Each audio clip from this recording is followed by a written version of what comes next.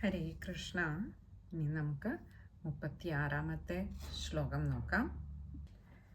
താവദ്രാഗാദയസ്തേനാസ്താവത് കാരാഗൃഹം ഗൃഹം താവന്മോഹോഘ്രിനികടോ യാവത് കൃഷ്ണ ന തേ ജനാ. താവദ്രാഗാദയ, താവത് രാഗാദയ, ഇങ്ങനെ രണ്ട് വാക്കുകൾ ചേരുന്നതാണ് താവദ്രാഗാദയ. താവത് എന്ന് പറഞ്ഞാൽ അപ്പോൾ വരെ, രാഗാദയ രാഗാദികളായിട്ടുള്ള, അതായത് കാമക്രോധ ലോഭമോഹ മതമാത്സര്യ രാഗാദികളായിട്ടുള്ളവയൊക്കെയും, രാഗാദി ദോഷങ്ങളൊക്കെയും, സ്തേനാസ്താവത്, സ്തേന താവത്, ഇങ്ങനെ രണ്ട് വാക്കുകൾ ചേരുന്നതാണ് സ്തേനാസ്താവത്. താവത് നമ്മൾ പറഞ്ഞു അപ്പോൾ വരെ. സ്തേന എന്ന് പറഞ്ഞാൽ ചോരന്മാര്, കള്ളന്മാര്, മോഷ്ടാക്കള്,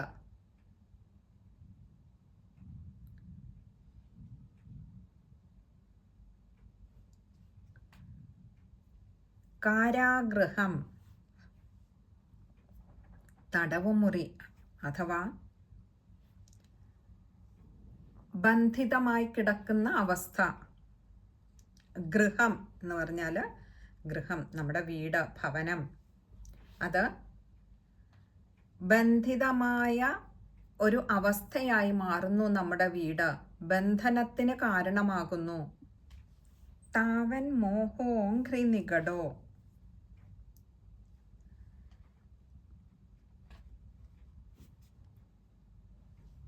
താവത് അപ്പോൾ വരെ, മോഹ അഘ്രി നികടഹ, മോഹ എന്ന് പറഞ്ഞാൽ മോഹം, അഘ്രി നികടഹ, അഘ്രി എന്നാൽ പാദങ്ങള്, അഘ്രി നികടഹ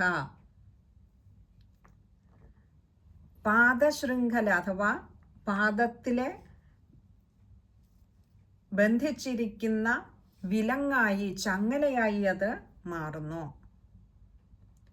യാവത് എപ്പോൾ വരെ, കൃഷ്ണ അല്ലയോ കാരുണ്യമൂർത്തിയായ ഭഗവാനെ, ന തേ ജനാഹ, ന ആകുന്നില്ല, എന്ത്, തേ ജനാഹ അങ്ങയുടെ, ജനാഹ എന്ന് പറഞ്ഞാൽ അങ്ങയുടെ ജനങ്ങൾ അഥവാ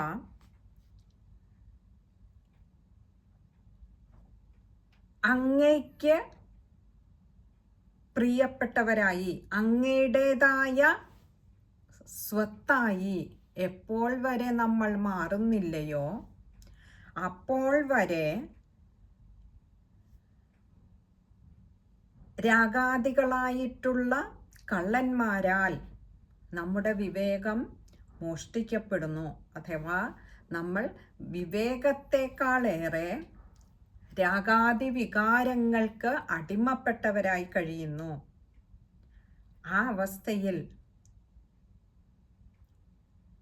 അതായത് എപ്പോൾ വരെ ഭഗവാന്റേതായി നമ്മൾ മാറുന്നില്ലയോ, നമ്മുടെ ഭഗവാനല്ല, നമ്മൾ ഭഗവാന്റേതായി മാറുന്നില്ലയോ, അതുവരെ വീട് എന്ന് പറയുന്നത് നമുക്ക് ഒരു കാരാഗൃഹം പോലെയാണ്, ബന്ധനമാണ്, തടവറയാണ്. ഒട്ടും മോചിതമല്ലാത്ത അവസ്ഥയിൽ ബന്ധിക്കപ്പെട്ട് കിടക്കുകയാണ് കാരാഗൃഹം എന്ന് പറയുന്ന നമ്മുടെ ഗൃഹം.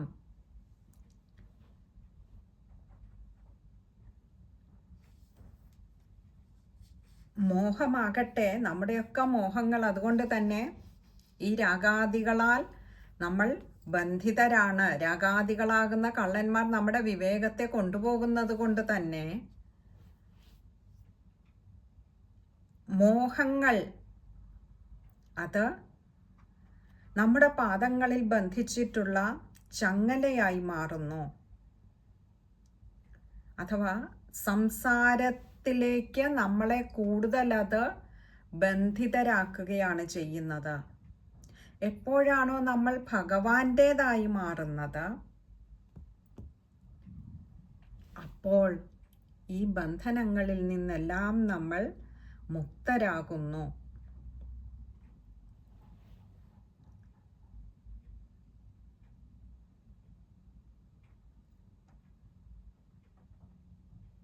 അല്ലയോ പരമാനന്ദ സ്വരൂപനായിട്ടുള്ള ഭഗവാനെ, അങ്ങയാൽ ഒരിക്കൽ സ്വീകരിക്കപ്പെട്ട ജനങ്ങൾ, നമുക്കറിയാം പല സന്യാസിമാരും ഈ ലോകത്തിൻ്റെ കോലാഹല കാഹളങ്ങളിൽ നിന്നെല്ലാം മാറി ഒറ്റപ്പെട്ട് ഏകാന്തതയിൽ കഴിയുവാൻ കാരണം ഈ സംസാര സാഗരം മനുഷ്യരെ അതിലേക്ക് ബന്ധിപ്പിക്കുന്നത് ഈ കോലാഹലങ്ങളിലൂടെയാണ്, ഈ കാഹളങ്ങളിലൂടെയാണ്. അവരുടെ ഇന്ദ്രിയങ്ങളെ പല രൂപങ്ങളിൽ, പല ഭാവങ്ങളിൽ, പല ശബ്ദങ്ങളിൽ, പല നിറങ്ങളിലൂടെയൊക്കെയും പിടിച്ചു വലിച്ചു കൊണ്ടുപോയി ബന്ധിതരാക്കുന്നു. ആ സമയത്ത് അവരെ ഭരിക്കുന്നത് മോഹം എന്ന് പറയുന്ന ഒരു അജ്ഞതയാണ്. ആ മോഹത്താൽ ബന്ധിതരായി പലതിൻ്റെയും പിന്നാലെ പായുന്ന അവരാകട്ടെ കാലിൽ ചങ്ങല കെട്ടി വലിച്ചാൽ എപ്രകാരം അസ്വതന്ത്രരായി ചലിക്കേണ്ടി വരുമോ അതേപോലെ അസ്വതന്ത്രരായി ചലിക്കുകയാണ് മനുഷ്യർ. അവിടുത്തെ മറന്നുകൊണ്ട്, അല്ലയോ ഗുരുവായൂരപ്പ ഭഗവാനെ, അവരൊക്കെ മോഹത്തിൻ്റെ ചങ്ങലയാൽ ബന്ധിതരായി രാഗാദികളുടെ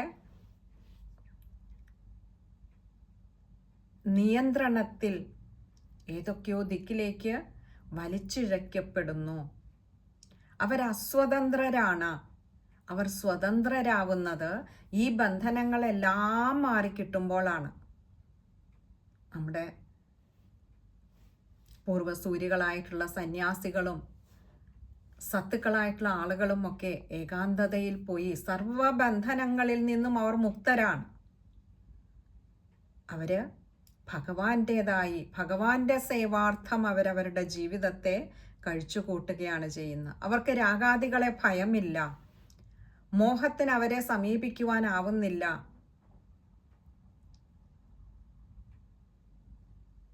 അവരുടെ ചിത്തം പൂർണ്ണമായും ഭഗവാൻ അപഹരിച്ചിരിക്കുന്നു. ഗോപസ്ത്രീകളുടെ ചിത്തത്തെ എന്ന പോലെ ചിത്തചോരനായിട്ടുള്ള ഭഗവാൻ അവിടുത്തോട് ചേർത്തിരിക്കുന്നത് കൊണ്ട് തന്നെ സദാ ആനന്ദപൂർണരായി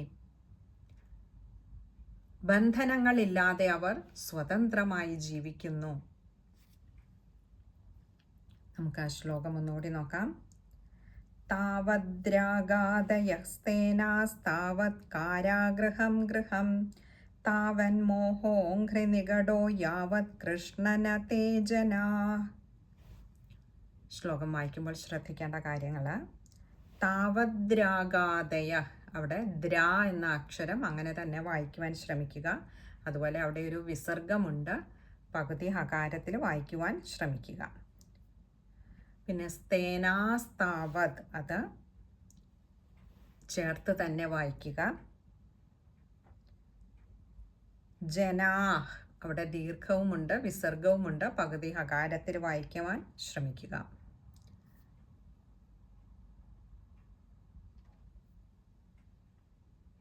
പിന്നെയുള്ളത് താവന്മോഹോഘ്രിനികടോ, അവിടെ അത് ചേർത്ത് തന്നെ വായിക്കേണ്ടതാണ്. മോഹോഘ്രി, മോഹ അഘ്രിയാണ്, വിശ്ലേഷണം ഉള്ളത് കൊണ്ട് തന്നെ ഓകാരം നീട്ടിയെടുക്കേണ്ടതുണ്ട്. താവന്മോഹോഘ്രിനികടോ. ഇത് ഇത്രയും കാര്യങ്ങളാണ് ആ ശ്ലോകം വായിക്കുമ്പോൾ ശ്രദ്ധിക്കേണ്ടതായിട്ടുള്ളത്. ഇനി അടുത്തത് 37-ാമത്തെ ശ്ലോകമാണ്. പ്രപഞ്ചം നിഷ്പ്രപഞ്ചോപി വിഡംബയസി ഭൂതലേ പ്രപന്നജനദാനന്ദ സന്തോഹം പ്രഥിതും പ്രഭോ. പ്രപഞ്ചം നിഷ്പ്രപഞ്ചോപി, പ്രപഞ്ചം, ഈ പ്രപഞ്ചത്തെ നിഷ്പ്രപഞ്ചോപി, നിഷ്പ്രപഞ്ചഃ അപി, ഇങ്ങനെ രണ്ട് വാക്കുകൾ ചേരുന്നതാണത്. നിഷ്പ്രപഞ്ചഃ അപി എന്ന് പറഞ്ഞാൽ പ്രപഞ്ചാതീതനാകുന്നുവെങ്കിലും, പ്രപഞ്ചത്തിന്റെ ബന്ധനത്തിൽ പെടുന്നതല്ല, ആ പരിമിതിക്കുള്ളിൽ പെടുന്നതല്ല എങ്കിലും, വിഡംബയസി ഭൂതലേ, വിഡംബയസി എന്ന് പറഞ്ഞാൽ അനുകരിക്കുന്നു, ഭൂതലേ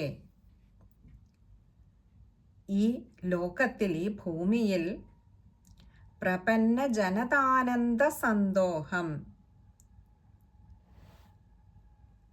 പ്രപന്ന ജനതാ ആനന്ദ സന്തോഷം. പ്രപന്ന എന്ന് പറഞ്ഞാൽ ശരണം പ്രാപിച്ച, പ്രപന്ന ജനതാനന്ദ, തന്നെ ശരണം പ്രാപിച്ച ജനത, ആ ജനസമൂഹത്തിന് ആനന്ദ സന്തോഷം, വർദ്ധിച്ച സന്തോഷത്തെ, ആനന്ദാധിക്യത്തെ,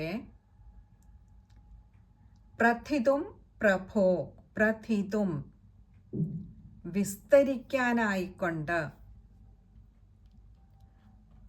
അല്ലെങ്കിൽ വളർത്തുവാൻ വേണ്ടി, അവരിൽ ആ ഒരു ആനന്ദാധിക്യത്തെ വീണ്ടും വളർത്തുവാൻ വേണ്ടി, പ്രഭോ അല്ലയോ സർവവ്യാപിയായുള്ളവനെ, സർവശക്തനായുള്ളവനെ, ഭഗവാനെ, അവിടുന്ന് പ്രപഞ്ചാതീതനാണെന്നിരിക്കലും അവിടുത്തെ ശരണം പ്രാപിക്കുന്ന ജനസമൂഹത്തിന് അവിടുന്ന് സ്വയം ഏറ്റെടുക്കുകയും അതുവഴി അവരുടെ ഉള്ളിലെ ആനന്ദ അനുഭവത്തെ വളർത്തുകയും ചെയ്യുന്നതിനായിക്കൊണ്ട് ഭഗവാനെ അവിടുന്ന് ഈ പ്രപഞ്ചത്തിൽ, ഈ ഭൂലോകത്തിൽ അവിടുന്ന് പ്രപഞ്ചാവസ്ഥയെ എന്ന് പറഞ്ഞാൽ അവിടുന്ന്, പ്രപഞ്ചം എന്ന് പറയുമ്പോൾ അതിന് രൂപമുണ്ട്, അതായത് ഒരു രൂപം എടുത്തു വന്ന് അവരുടെ ഉള്ളിലെ ആനന്ദത്തെ വർദ്ധിപ്പിക്കുന്നു. കാണുന്ന ഒന്നിന് കണ്ണുകളിൽ കൂടിയും ആ ആനന്ദത്തെ അനുഭവിക്കുവാൻ കഴിയുന്നു.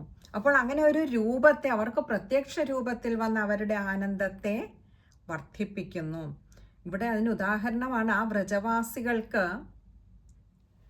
ഭഗവാനിൽ അതിയായിട്ടുള്ള പ്രേമമായിരുന്നു, സർവവും സമർപ്പിച്ചിരിക്കുന്നവരായിരുന്നു അവര്. അതുകൊണ്ട് തന്നെ ഭഗവാൻ ഇവിടെ അവരുടെയൊക്കെ പുത്രരൂപത്തിലാണ് ഭഗവാൻ ഇവിടെ വന്നത്. കേവലം യശോദാമ്മയ്ക്കും നന്ദഗോപർക്കും മാത്രമല്ല, ആ ഗോകുലത്തിലുള്ള സർവ്വ ആളുകൾക്കും, എല്ലാ ഗോപന്മാർക്കും ഗോപസ്ത്രീകൾക്കും പുത്രരൂപത്തിൽ ഭഗവാൻ അവരുടെ ആനന്ദത്തെ വർദ്ധിപ്പിക്കുന്നതിനായിക്കൊണ്ട് ദേഹത്തെ സ്വീകരിച്ചു, സകല രൂപത്തെ പ്രാപിച്ചു.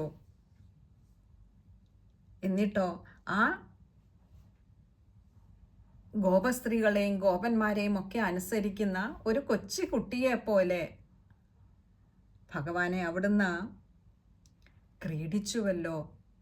ഇതെന്തിനു വേണ്ടിയിട്ടാണ്? തന്നെ ഏറെ സ്നേഹിക്കുന്ന ആ ഗോകുലവാസികളുടെ ഉള്ളിലെ ആനന്ദത്തെ വർദ്ധിപ്പിക്കുന്നതിന് വേണ്ടി.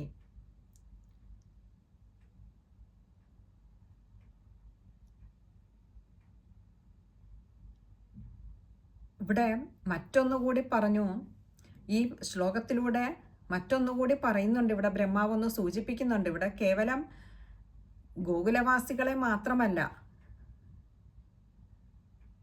ദേവകീദേവിയെയും വസുദേവരെയും ഒക്കെ കഴിഞ്ഞ 2 ജന്മങ്ങളിലും ഭഗവാൻ ജന്മമെടുത്തു വന്ന അവർക്ക് പുത്രഭാവത്തിൽ നിന്ന് ആനന്ദത്തെ പകർന്നു കൊടുത്തു.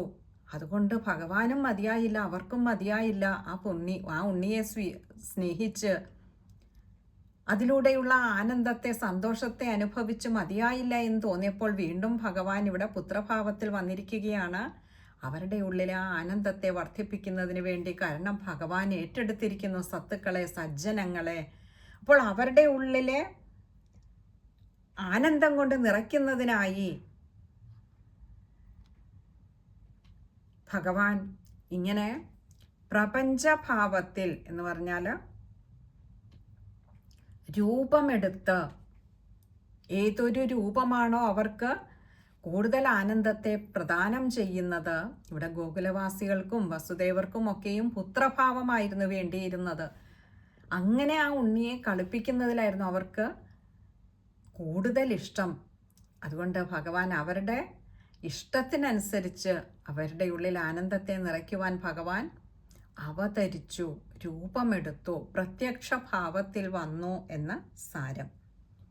നമുക്ക് ആ ശ്ലോകം ഒന്നുകൂടി നോക്കാം. പ്രപഞ്ചം നിഷ്പ്രപഞ്ചോപി വിഡംബയസി ഭൂതലേ പ്രപന്നജനതാനന്ദ സന്തോഹം പ്രഥിതും പ്രഭോ. ശ്ലോകം വായിക്കുമ്പോൾ ശ്രദ്ധിക്കേണ്ട കാര്യം, പൊതുവെ എളുപ്പമുള്ള ഒരു ശ്ലോകമാണ്. നിഷ്പ്രപഞ്ചോപി, അവിടെ വിശ്ലേഷണം ഉള്ളത് കൊണ്ട് ഒകാരം നീട്ടിയെടുക്കുക. അതുപോലെ പ്രപന്ന ജനതാനന്ദ സന്തോഹം, പ്രപന്ന ജനത ആനന്ദ സന്തോഹം, അങ്ങനെയാണ് വാക്കുകൾ വരുന്നത്. അപ്പോൾ പ്രപന്ന ജനതാനന്ദ അകാരം എടുക്കുവാൻ ശ്രദ്ധിക്കുക. ബാക്കിയൊക്കെ എളുപ്പമുള്ള വാക്കുകളാണ് ഈ ഒരു ശ്ലോകത്തിലുള്ളത്. ഇനി അടുത്തതായിട്ട് 38ാമത്തെ ശ്ലോകമാണ്. അത് ഭഗവാൻ അനുഗ്രഹിച്ചാൽ അടുത്ത സത്സംഗത്തിൽ കാണാമെന്ന് കരുതുന്നു. ഹരേ കൃഷ്ണ.